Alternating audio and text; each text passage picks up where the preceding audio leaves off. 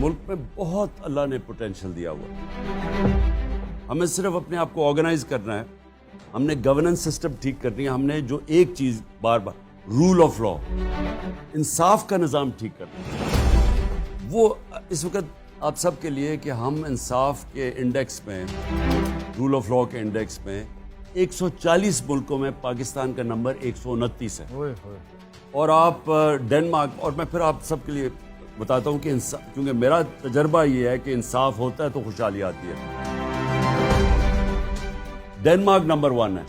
پاکستان کی اوسط آمدنی $1,600 ہے. ڈنمارک کی $68,600 ہے. آپ اگر ساری اپنی تاریخ اٹھا کے دیکھیں تو جب ایک حکمران انصاف دیتا تھا، مثلا بلبل تھا، علاؤدین خلجی تھا، ان کے دور میں ساری خوشحالی ہوتی تھی.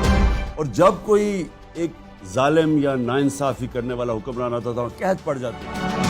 تو انصاف اور خوشحالی اکٹھے جاتے ہیں.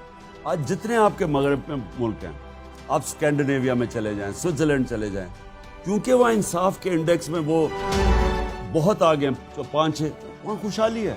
ہمارے لوگ بیچارے ویزے لے کے پیسے خرچ کر کے وہاں جاتے ہیں، اور پیسے نہیں بانٹ رہا کوئی.